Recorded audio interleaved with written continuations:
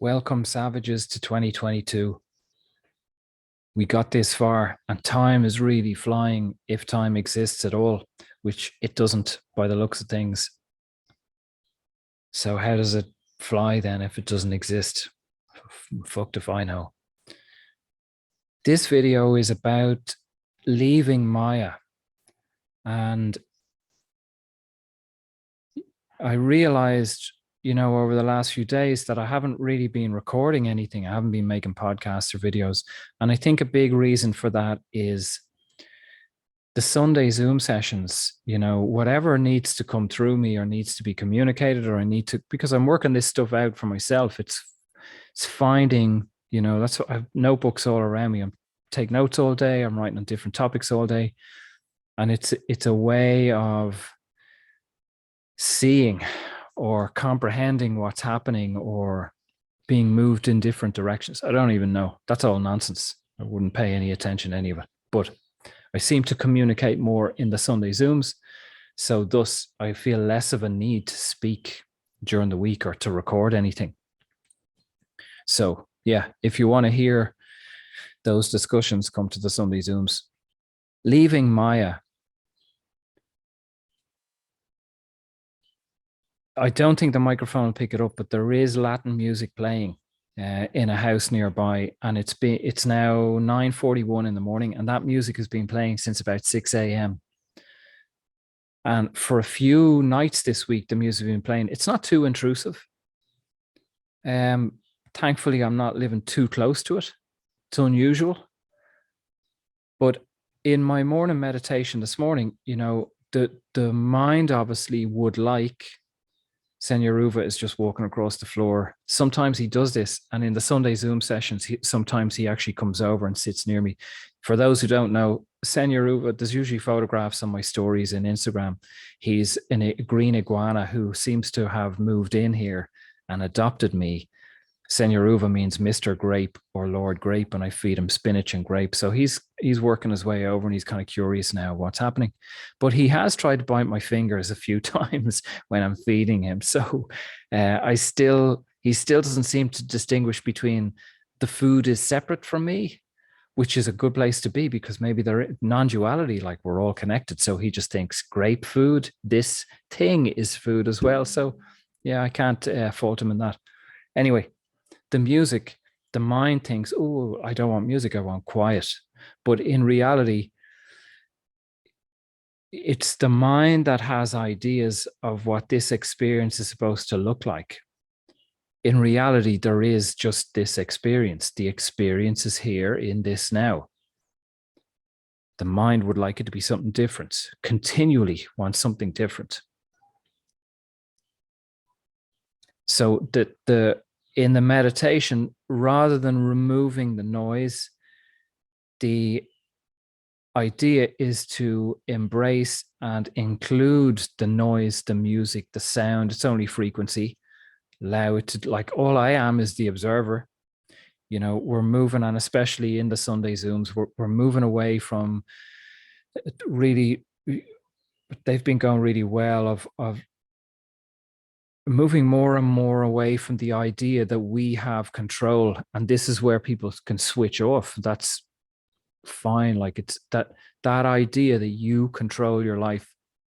I think the likes of The Secret and the manifestation world was another pocket of ego that humanity needed to get complete with, or needs to get complete with. I still encounter people who are just discovering spirituality. And I wouldn't say they're waking up. I don't believe that I'm awake. I know one person who's awake, and I'm very grateful that I get to work with him, or he works with me. Manifestation is basically when the ego's idea aligns with what's already unfolding, and then the ego attaches ownership to that and think, I did that. I created that. But like, look at the amount of areas of your life of shit that you did not create, that you did not design, you did not intend. So I'll probably cover this topic more on Sunday in the group session. But I thought I'd read a section from a book. I'm not going to tell you the book, and you're going to go, why won't you tell us the book?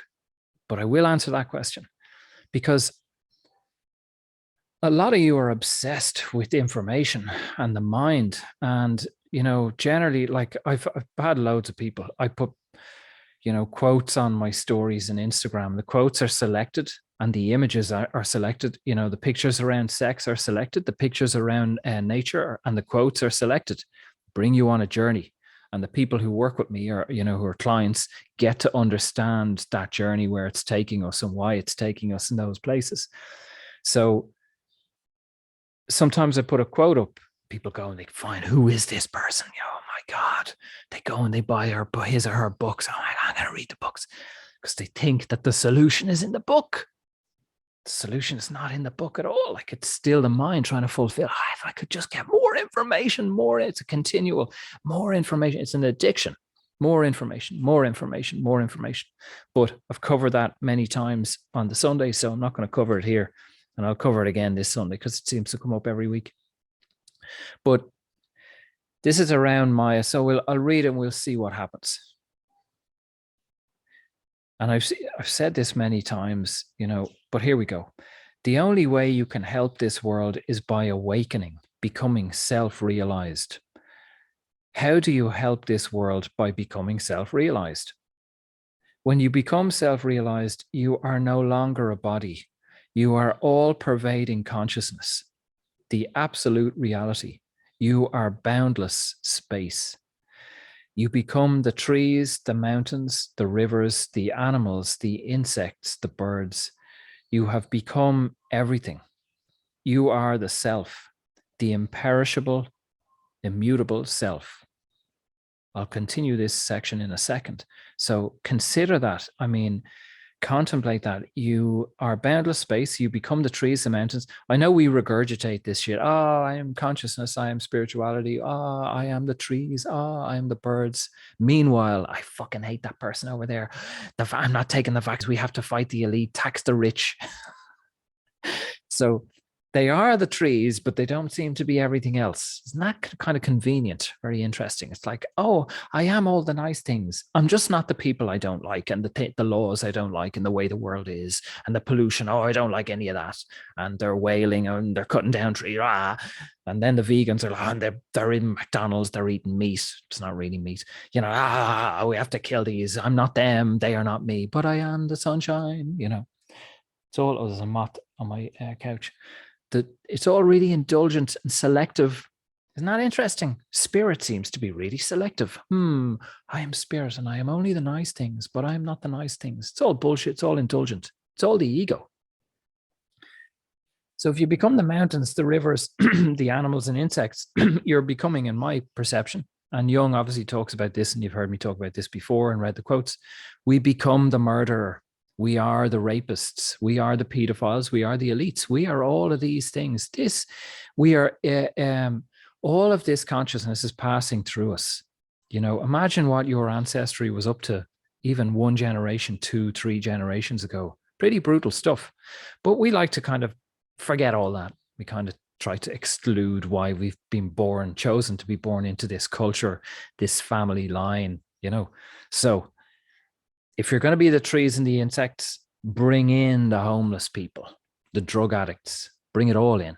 Bring in the reptilians, bring in car going past, bring in Bill Gates, bring it all in, breathe it all in. I ain't selective. We've worked on that in the Sundays as well, of this idea of like being protective of your energy fields. Basically, that is like, I want to wake up, but only selectively wake up the way my ego will approve. Fucking nonsense. I'll continue with the section from the book. You're probably sick of me. But when you can't see this, you act as an independent agent, thinking you're going to make this a better world in which to live, sticking up for your rights, trying to change people's opinions, protesting about this and about that. I admit all these things are necessary in this world. Here we go. But this is what Maya is about. Maya is a wonderful illusion. It makes you believe you've got to do something to change things in this world. But I can assure you, nothing will ever change. It will appear to change for a while. Things will appear slightly better at times, and they'll be slightly worse at times. There will be cataclysms and destructions, all sorts of things happening to this world. This is the nature of this world. It has absolutely nothing to do with you. That really hit home with me. This is the nature of this world. The idea, right, that we have to awaken people, fix people, fix it, save democracy. I fucking abhor democracy. It's the most delusional, one of the most delusional things in this world. It's the first thing that has to go if we're going to wake up. A mob of easily led, emotional, unevolved, unawake people are going to elect people that are going to steer us in the right direction? Really? How can the unawakened, emotional, delusional people elect the enlightened people? Hasn't seemed to work anyway so far. Let's look at history. So this is the nature of this place. Now, my pretty bad analogy is, if I can find it on a previous page, we're trying to fix something that doesn't need to be fixed. This is the way it's meant to be. Let's say you're learning to become a mechanic, and let's say you've got to go to mechanic school and they give you an engine that has a few broken parts in it and you have to fix it. And then the next class come in, they learn how to fix these broken parts. Okay. Now, imagine if you're going into that class and into that engine, you're talking to the tutors and you're going, fucking engine is broken. Like, when are we going to fix the engine? We've got to fix the engine. So you all fix it. Next class comes in, the engine's perfect. It's the fucking point of the class. So you're missing the point. There's nothing wrong here. It's a school. Byron Katie and a number of people call it Earth School. The purpose, the reason to be here is to learn, is to have an experience. It was perfect if it was all rosy and nice and lovely and heart chakra-y all the time. Like, you don't learn. You go somewhere else if you want to learn that. Your being brought you here to learn this experience, to find the perfection in this experience. But you're looking through a veil of mind, of distortions and judgments, emotions, anger, anxiety, all this stuff. I don't like this. I don't like them. We have to stop this. We have to stop that. How can you possibly see the purity in the world if you're looking through this delusional shit all the time?